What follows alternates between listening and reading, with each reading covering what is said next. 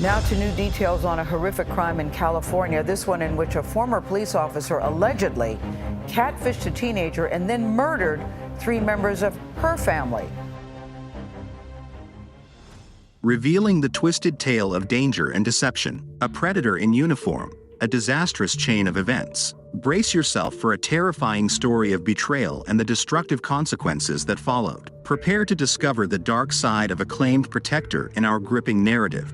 On November 25, 2022, a disturbing incident was revealed in a quiet Riverside, California neighborhood. A 15-year-old girl was seen looking frightened as she was led away by a scary-looking man wearing a trench coat and a mask. The man seemed too old to be her friend and had parked his car in the family's driveway before entering the girl's house. When they appeared from the house, the girl seemed dirty and upset, silently requesting help from her neighbor. The neighbor quickly took note of the man's car's license plate number and description. To their horror, they realized that the girl's house was set on fire as they were leaving. The fire department rushed to the scene and found 3 dead adults bound and suppressed inside the house. The owner of the car's license plate was identified as Austin Lee Edwards, who was 28 years old at the time. Information about Austin's past revealed that he was born and raised in Richmond, Virginia, where he attended high school and worked at Walmart. Austin's passion for video games and Comic-Con events led him to work as a police officer for the Virginia State Police in Henrico County, a surprising career choice. In July 2021, he started training to become a police officer and successfully completed his training by January 2022, passing all the necessary background checks. However, the shocking incident in Riverside revealed a dark and evil side to Austin, leaving everyone stunned by the sudden turn of events. In October 2022, Austin, a 28-year-old deputy state trooper who had just joined the sheriff's office, decided to quit his job with the Virginia State Police after only 3 weeks. He was then assigned to patrol in Washington County, Virginia, where he displayed dedication and a strong work ethic. During this time, Austin engaged in conversations with a 15-year-old girl online. He portrayed himself as a 17-year-old boy, and it is uncertain what images he used to present his life. The girl, who resided in California, believed she was talking with someone her age or slightly older, and she didn't find it unusual as this was how kids typically interacted online. They talked through phone calls, text messages, and played games together. Some of Austin's friends were aware that he had an online girlfriend who was a few years younger, but they were unaware of her actual age. It was during their conversations that Austin gained the girl's trust and got personal information about her,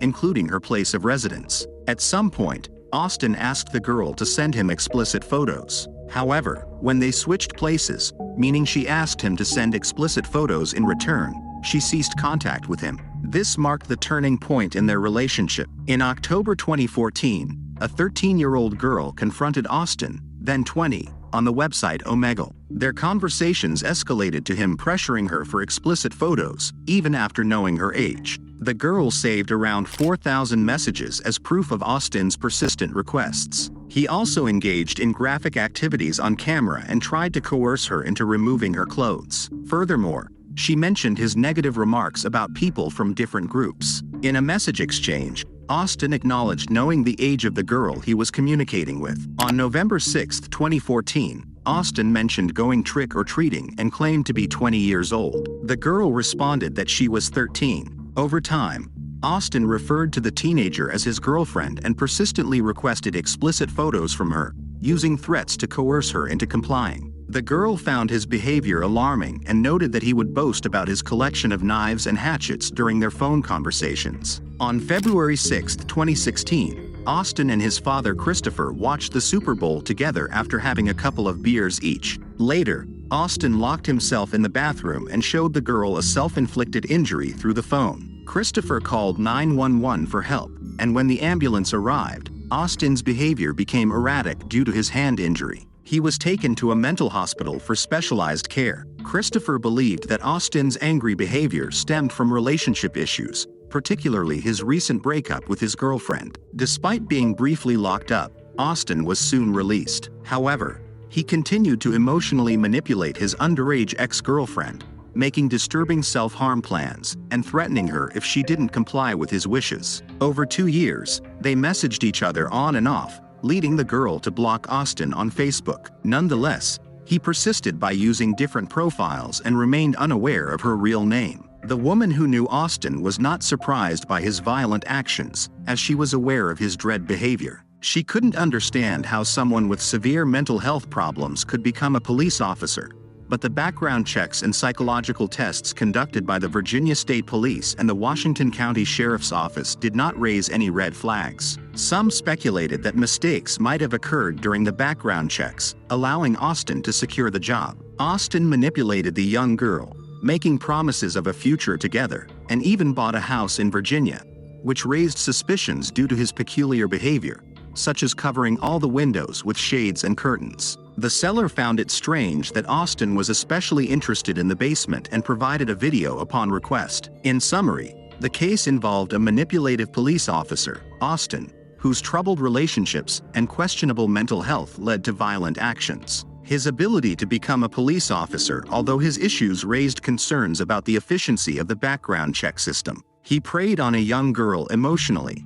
making false promises and behaving suspiciously after buying a house in Virginia. As for the victims, Mark Winnick, a well-liked teacher, known for his kindness and humility, lived in the house with his wife, Sherry Winnick, a warm and caring person with a love for baking and family gatherings. Their daughter, Brooke, was a devoted single mom who took good care of her teenage daughter. The family was known for being very close-knit. The situation took a dark turn when Austin asked the young girl for explicit photos, and she refused, leading her to cut off contact with him. This rejection triggered a violent and angry response from Austin, similar to an incident in 2016. He couldn't accept the end of their online relationship and went to extreme lengths, driving around 2,600 miles from Virginia to California in about 40 hours. It's alarming that Austin's car was spotted in the neighborhood up to 2 weeks before the attack. This behavior suggests he may have been scouting the area before carrying out his plan.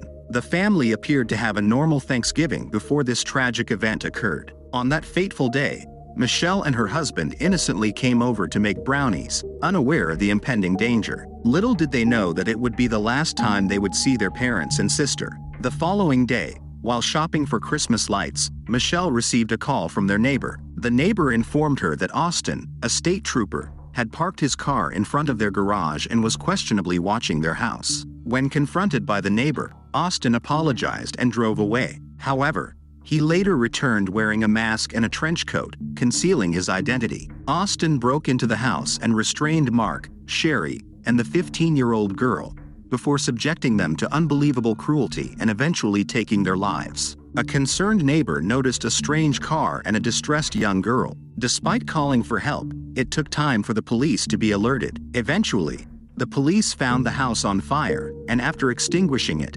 discovered the bodies of several family members. Authorities issued a public alert for Austin's car and later found him driving with the girl. A police chase followed, ending in a shootout where Austin shot at the police and then himself. The 15-year-old girl was taken into custody and received care from pain specialists, as she had experienced immense loss, losing her mother and grandparents. Michelle later expressed her grief, stating that the tragic deaths of her father, mother, and sister were a result of an inappropriate online relationship between a predator and a child. From the depths of darkness to the strength of the human spirit, this harrowing tale serves as a reminder of the importance of caution and the lasting impact of tragedy.